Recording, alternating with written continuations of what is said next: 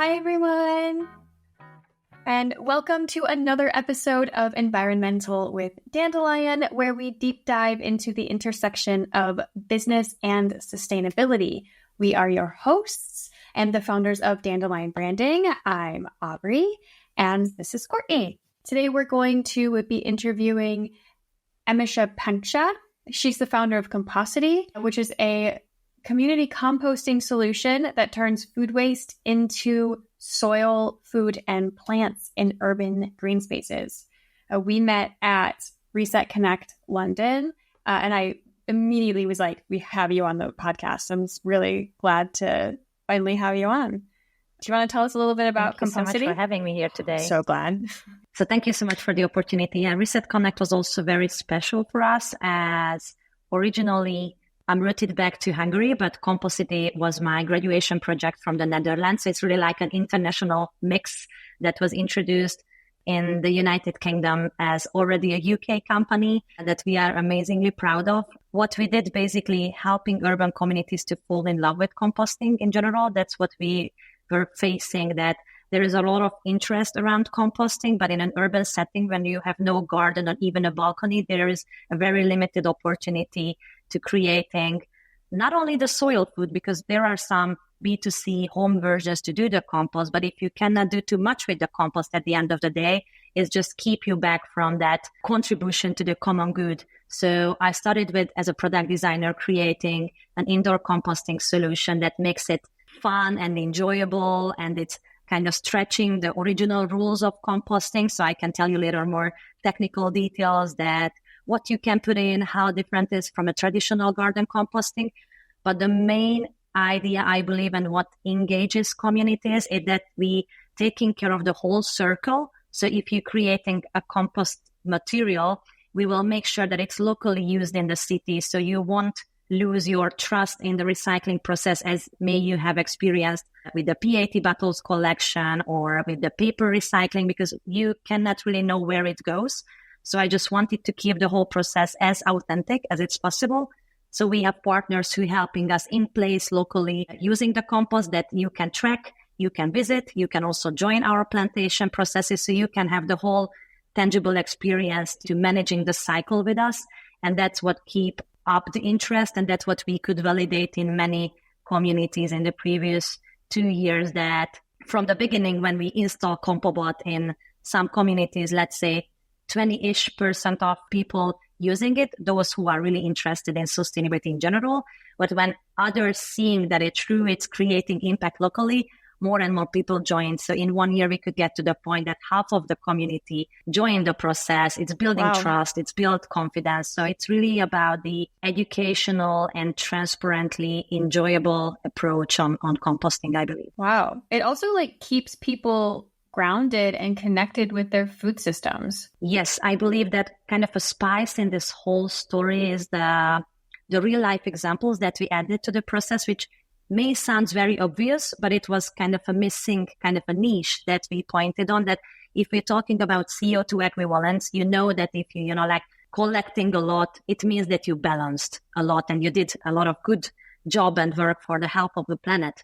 But if I can tell you, when, for instance, you put in the system an Apple cob and it notifies you immediately that, hey, you are now balanced your previous cotton t-shirt production, it starts to make it more, as you mentioned, grounded. So you will have a more understandable and emotionally, let's say, translated experience, that how much it matters where the leftover goes. And when the other community members also put in the system, a compost capsule is done, you will be notified that, hey, your compost just heading to a new tree that will be happily nourished by your contribution. So this whole process by the triggers that makes it realistic and tangible makes more sense compared to the more ESG report friendly, amazingly useful, but still kind of a distance keeping process. Yeah, that is one of our main goals as a business is to bring sustainability into the mainstream conversation.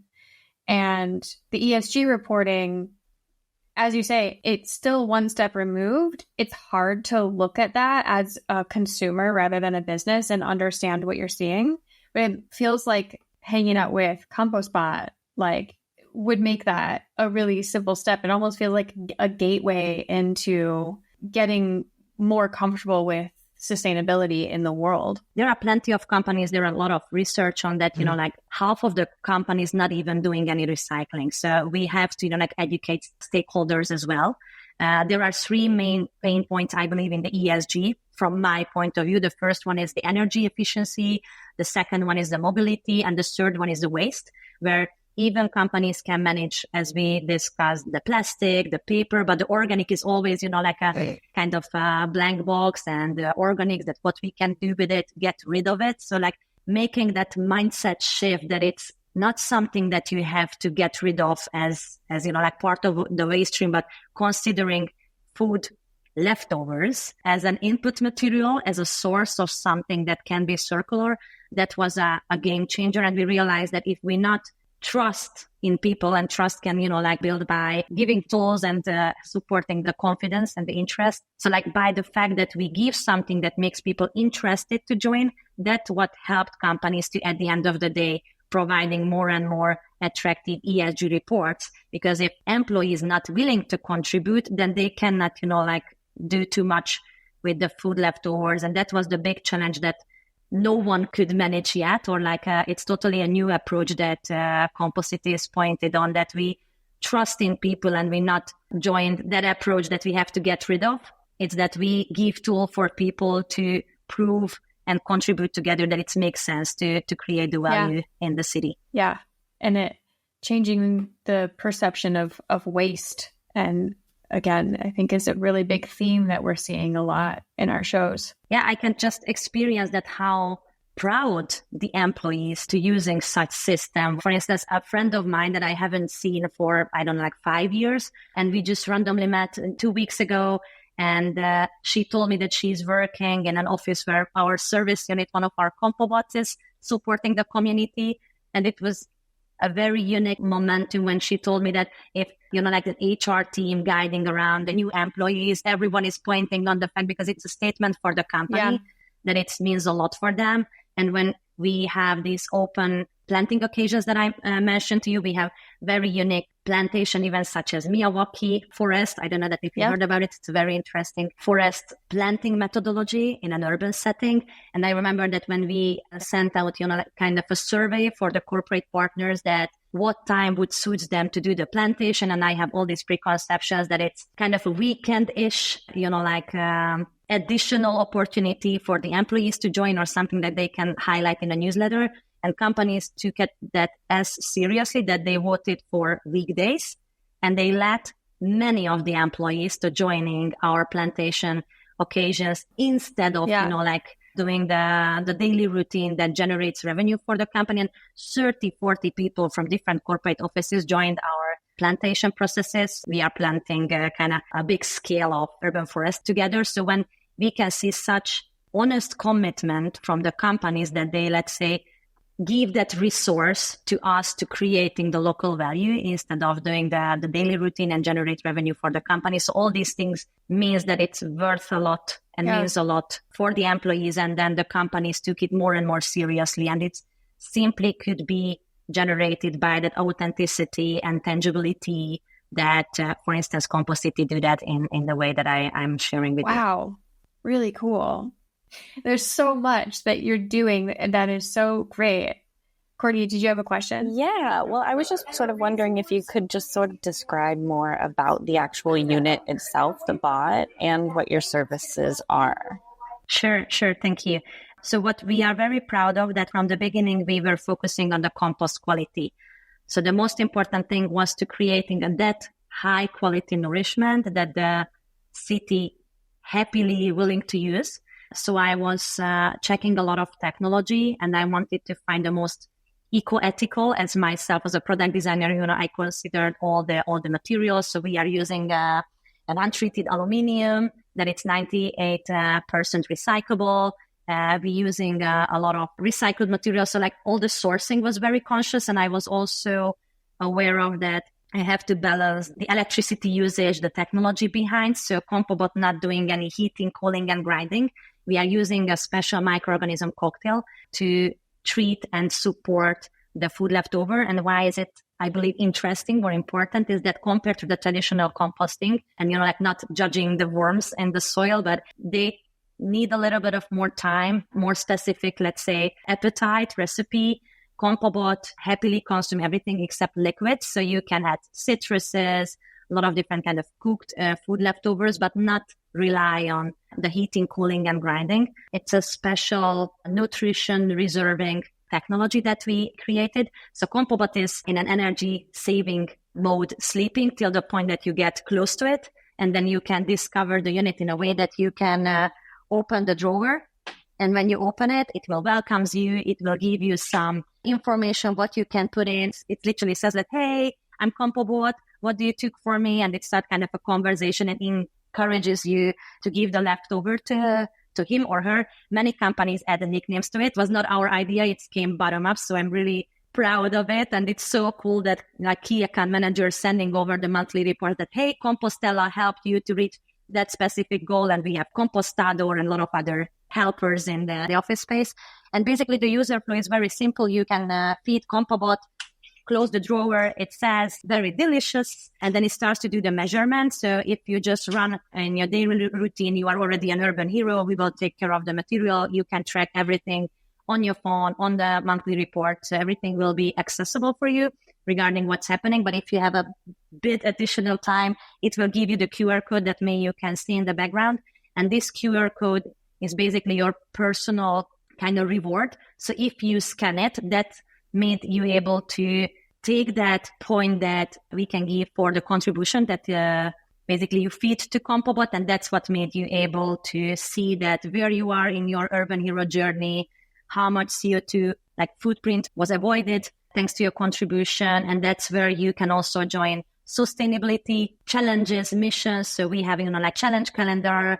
And for instance, in October, there will be like a huge composting event in Budapest that we are aiming to support. So now we're going to kick off a new challenge that's supporting that plantation season. The period of time when you can grow tomatoes, then we were challenging the communities to join a tomato challenge. And we literally give them tomatoes that was grown by the nutrition that they created. They could harvest it in an office, and it were like a bit of a surprise for the employees. So all these little tangible, let's say, kindness, keep the whole process rolling. That's the main value proposition, to serve the community powered by Compobot and supporting the company regarding their sustainability goals. And of course, the plantations seasonally are also very special event where we can, what we did, not simply doing plantation events on like plain yards, but we also removing concrete if it's possible. We also did that, for instance, in Budapest, that we literally removed 100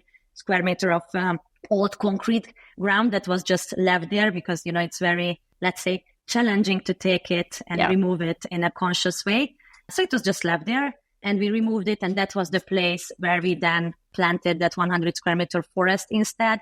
And it's a biodiverse plantation method that we create. So we also installed hedgehog homes there and bee hotels and a lot of other stuff that created during the day. So it's really like an educational program for the corporate employees where they can have hopefully a wider range of understanding what biodiversity should look like in an urban setting. So all these messages are part of the service that we provide with different educational contents, quizzes on the daily basis if they would like to play with us. We're continuously developing the software itself, but there is also room for improvement. So that's why we are very excited to kick off our service in the UK from October, because we generated a lot of organic interest thanks to Reset Connect, where we met each other. So from the following season, there is a high chance that more and more people can play and learn with us. That's really exciting. I think when you're building a holistic business that does so many things, you have so many different parts of the structure that you're thinking about and looking at. And I think you're doing a really good job. And I'm really excited to ask you this question. Before I do, I am going to remind our audience out there to like this video and subscribe to the channel so that you don't miss any inspiring sustainability talk that we have. Thank you very much. And so what do you think is the role that you and Compocity play in the transition to a more sustainable future? What I would highlight is really building the confidence in urban communities that they can have influence and impact on an urban setting to reducing their climate anxiety, first and foremost, and then contributing to the soil health.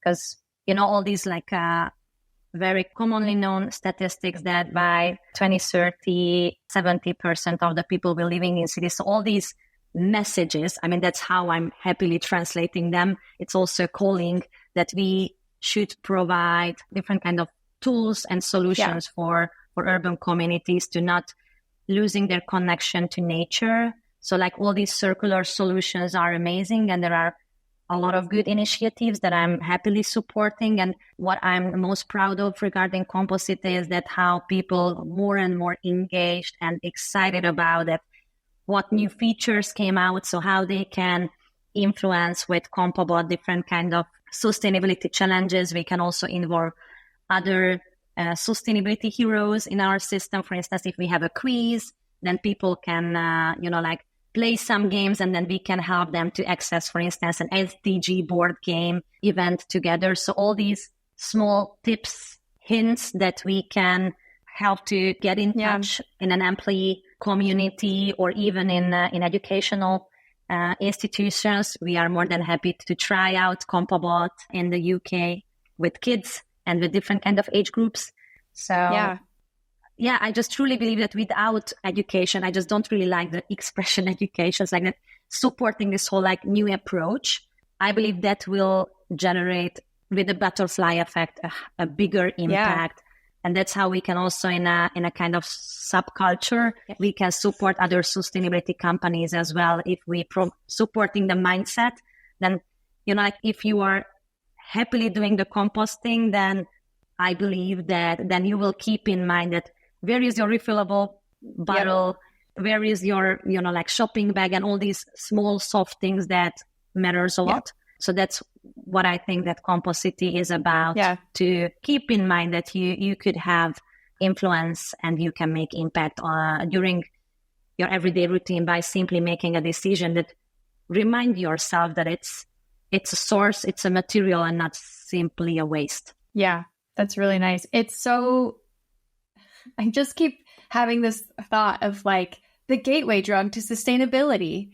And that's not nice, but it's a common American saying. And it feels like you're doing something that is taking an action that is a sustainable action, but it's also people have to get rid of their leftovers anyway, making it fun, making it cute, making it a game, and encouraging people to take that next step. Because also they're planting. You're encouraging people to get outside and change their environment and, look at the gardens in their neighborhood differently and look at their own spaces differently. And I think of all of the people we have, and why we invited you on the podcast is of all of the new exciting sustainability tech that is focused on consumers, this is one that can make a really big difference in communities and in education.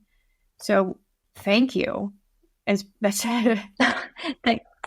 It's really, really, really an honored project, and everyone who is working on it, I believe, amazingly proud of, building this whole movement, as I truly believe that it's powered by the other ecosystem players that are also helping us to be aware of more and more daily routine that you can make a little bit of change in the educational aspect, talking about that how, I don't know that if it makes sense, blind for the nature in cities. So we have also an educational program for corporate offices, which is about that how much logo you can, recognize brands and how much leaves reminds you for different kind of plants that give you ecological services. Till that point, it's really a fun game for the employees. But then when we started discussing that all those different species, trees give you different kind of ecological services, and telling that how it's influencing the average temperature, and keep in mind that in a shadow of a tree may your grandma or grandpa not suffering from a very hot summer when waiting for, like a public transport. So all these soft things that can push that bottom in your mind part, and regarding your daily routine to keep in mind that it's, as you mentioned, it really shouldn't be a big effort. If there is a tool, and that was, like the paradox, that there was no such tool that people can use, because people are really willing to, and American statistics says that like 69% of people willing to do the composting if it would be more accessible and easily usable. So there is a high willingness. It was, let's say, a low-hanging fruit to try to build something for people who are really thriving for making change. But to figuring out that what triggering the system to maintain it on the long run and creating a self-sustaining business model around it, that was the game changer, I believe, because there is plenty of B2C solution that people, as we discussed at the beginning, buy it and then struggling with that, what you can do with it. So like, it's just hard. But in a community where you also feel that, hey, my friend, like adds 2 times more than me, and may I'm, just remind myself that, okay, then I will eat something more sustainable for the next lunch. And first and foremost, I will eat all, because that's the most conscious approach. But still, if you have something that you cannot consume, some leftovers, you still can contribute. So there is no waste at the end. So you can access different kind of conscious decision ways during the process. What do you think is the biggest misconception around either composting or the process that you're building to make it simple? There are plenty of preconception which came from, and they are right in the correct setting. What I mean by that is the outdoor composting can create smells, because the outdoor composting works with air. It's an anaerobic process, so it will generate gases, but there you're still creating value for the soil and not, like simply producing methane. So it's a really nice thing to do, but it's not as accessible in an urban setting. And when we start a discussion with stakeholders about that, let's do composting, first challenge what composting is about, which is totally not a problem in an urban setting. If someone is not familiar with it, it's perfectly fine. For those who, may came from the countryside and have, like the heritage from the grandma, it's a different topic. But then we agree on that, oh, such a cool thing, how can I do that? People may start to worry about those previous traumas, that how the waste can generate smell. So that was an interesting challenge for us at the beginning. And when we could prove in different communities that, we are not keeping the smell in that bubble and try to do some kind of magic with it, that we close that there and we promise that it won't come out. We found a technology that not let the food leftover meet with air, and then it's not starts to rot. It's not starts to generate smell at all. So it's not about that you have to keep inside something not welcomed. It's really something that we can avoid to be produced, and then we don't need to afraid. So that was one of the challenge for us. And I believe it for every sustainability company who tried to find a transitional technology for something that worked on an outdoor setting. And then people are right with the previous experience in that setting. So you have to, break down these preconceptions and build trust. It was just really an honored momentum. When I was graduated, I had some prototypes and literally tried to reach out stakeholders such as the Bayer and other bigger corporate companies, MasterCard, SAP, and I asked them to help me and basically adopting Compobot to learn about composting. And I was very honest with them that I cannot promise that there won't be any failure, because I would like to learn how we should do that. And if I do that in the laboratory, I cannot, play that role/game that I'm different to any different kind of employee. Moreover, if I would do that in that way, to avoid that for the product development, I should accidentally generate, waste for the process. What if they are brave enough to having Compobot first version and learn about it together? And they were very proudly supporting something that can be very tailor-made for them. So it was, I believe, a very win-win situation. And that's how compocity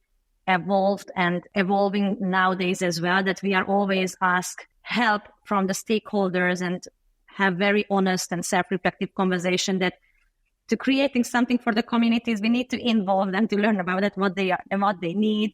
what we should include. We also have a lot of different ways to get feedback, techniques to digest it, implement it. So that's what, in a way, makes Composity very special regarding the team. So how sensitive the team to have an environmentally conscious and aware and present team for what urban communities need around food leftover management. So much thought went into this. Yeah, I think I just wanted to say that what strikes me the most about this product is the design.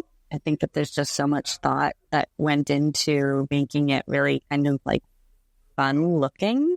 And I think that that's really kind of helpful when it comes to getting people to transition into something that was maybe something that they were uncomfortable with.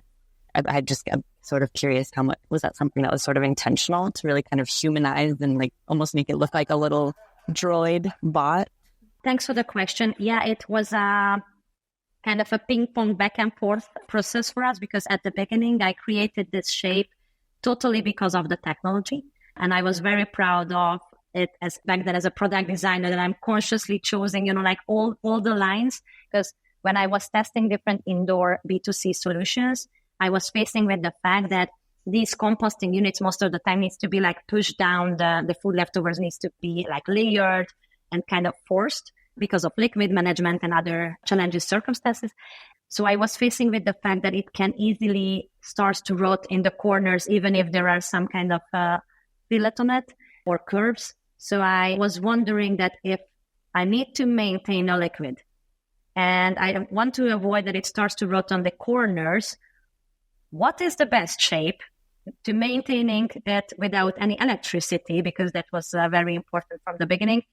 And then again, very obvious, using gravity, optimal shape, it's a globe shape. I mean, that was my answer for the question that I proposed, that in a globe shape, simply by the gravity, you can guide the bottom of this whole shape, and that in one point, I can collect all the liquids, I can divide it from the raw materials, so I can keep the food leftovers to treat it wisely. So the whole shape and testing was powered by the indoor condition that I assumed that will be the most suitable for the composting from these angles. But when I was introducing it, and then I got kind of the same feedback that Courtney gave me, I also realized that it's a very powerful tool to help this whole mindset shift that we are discussing, that if it's not looking like a bin, then your expectations will be different.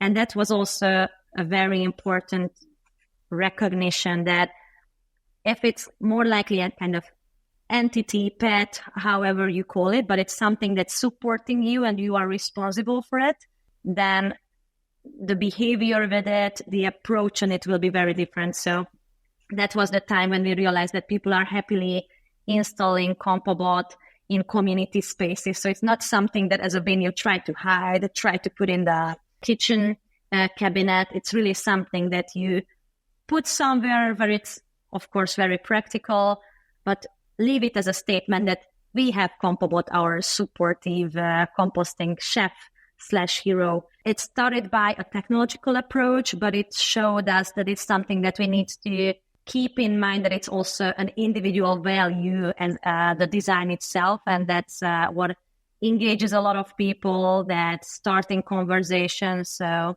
yeah, it's just the design is really part of the message. It's brilliant. It's really cute. It's really, really cute. Wow. I think that we could probably talk about compost all day and compost bot. Yeah. Before we start a whole other conversation, let's just ask where people can find you to continue the conversation with you. We have, for instance, a website where you can take a look at our achievements so far and stories. It's compocity.help, where you can find us. And there is also a forum that we can get in touch. So that's what I would highly recommend to kickstart a conversation about the UK service that we're going to kick off from October. But also if there is someone that would be happily have a conversation with me personally about this whole entrepreneurial journey as an artist who is really into sustainability, you can just simply reach me out via LinkedIn. I try my best to get back to you. I would be really grateful to get feedback on that, what interested you the most, what you would highlight, what target audiences you think that would be a great kind of homework for us to address with CompoBot when we going to start our service. And just tell me what kind of planting occasions you would be happy to have. If you're interested in Miyawaki gardening, I can share with you videos. So there are I'm just very happy to kind of be a part a bit of your community. If you need me and you would like to have a conversation about it, how we can deal with climate anxiety, I'm here. These are the channels that we can use. So compocity.help is definitely for the team. And I believe LinkedIn in general, Composity site or my personal site is also a channel to continue the conversation. Wonderful. Thank you so much. Thank you for letting me to introduce our mission and vision. Yes, of course. And thank you, everybody, for sticking around. And we will see you next time. Bye-bye.